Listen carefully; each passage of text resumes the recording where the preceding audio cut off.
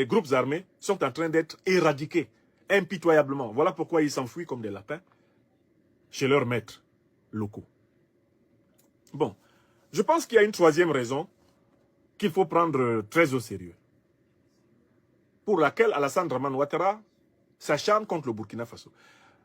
Alassane Ouattara a une relation particulière au Burkina Faso.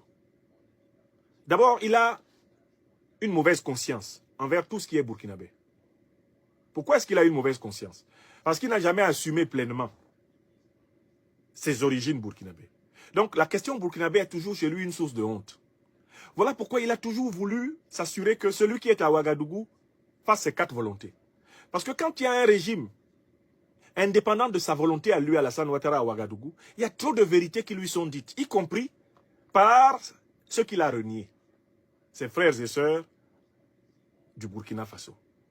Chaque fois qu'il y a un régime révolutionnaire à Ouagadougou, et cela est arrivé 2 fois, une fois avec le président Thomas Sankara, et maintenant une deuxième fois avec le président Ibrahim Traoré, Alassane Ouattara est en difficulté. Il est en difficulté pourquoi? Parce qu'un régime révolutionnaire est un régime anti-impérialiste, anticolonialiste.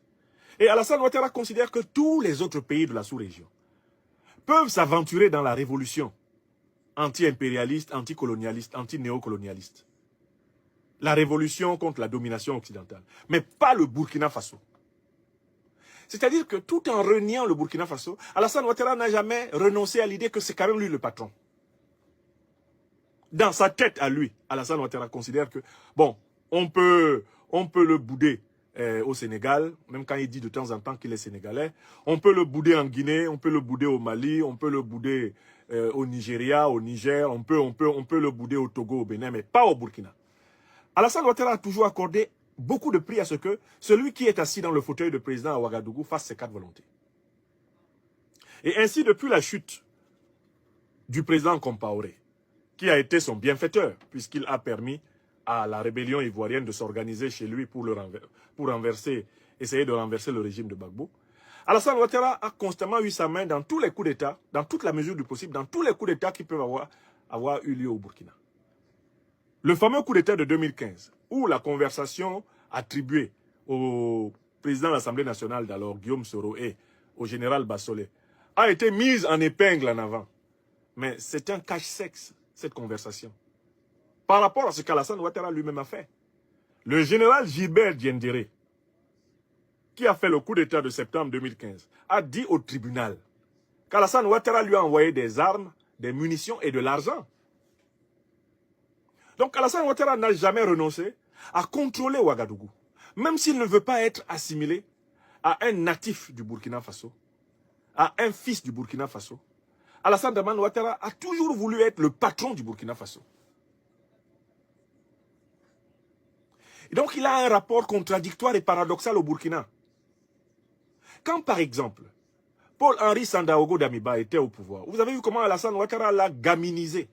Alassane Ouattara l'a immédiatement adopté, cajolé, caressé, endormi, emberlificoté et empoché. L'une des raisons de la chute de Damiba vient du fait qu'il a écouté les conseils d'Alassane Ouattara et a rompu avec le peuple burkinabé qui avait une soif d'une révolution authentique. Damiba est tombé parce qu'il a écouté Ouattara. Bandao est tombé au Mali parce qu'il a écouté Ouattara. Bazoum est tombé au Niger parce qu'il a écouté Ouattara. Macky Sall est parti avec la honte au Sénégal parce qu'il a écouté Ouattara.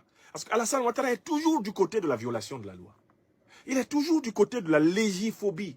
C'est un légivore. Il n'aime pas les lois. Il n'aime pas les lois. C'est un homme passionné de l'à côté de la loi.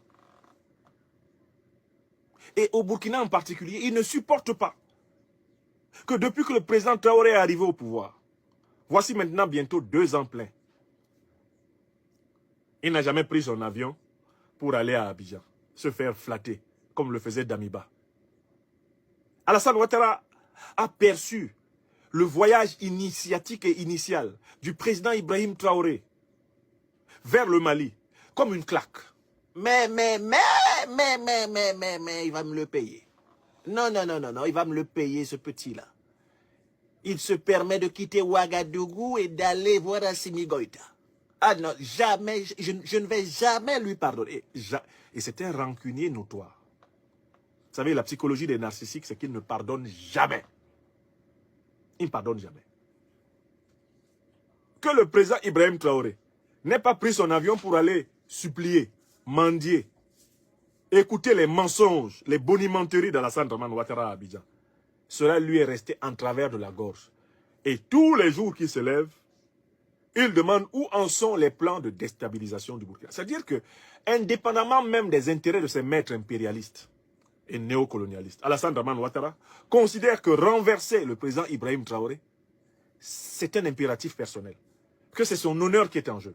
Que la prise de pouvoir de cet homme à Ouagadougou est une offense à sa majesté, l'empereur Ouattara Dramane. Il faut que vous sachiez ça. Avec lui, tout vient de la psychologie et tout va à la psychologie. Alors, pour le Burkina, ça devrait être une chasse gardée naturelle. Et voilà pourquoi il s'est permis de faire au Burkina des demandes incongrues. Voilà pourquoi il s'est permis de faire au Burkina Faso des demandes incongrues. Et le seul pays auquel il a fait cette demande-là, c'est le Burkina. Il a demandé au lieutenant-colonel Paul-Henri Sandaogo Damiba, alors chef d'État du Burkina Faso, de permettre exceptionnellement que la sécurisation de la région de Sendou, c'est-à-dire en fait pratiquement dans la zone de ces cascades-là où les terroristes opèrent, que la sécurisation de cette région-là soit assurée par l'armée, la police et la gendarmerie ivoirienne. Autrement dit, il a demandé, dans le cadre d'un accord de gré à gré à Damiba, de céder une partie du territoire burkinabé à la Côte d'Ivoire, sans passer par des négociations, sans passer par les parlements, sans passer par la loi.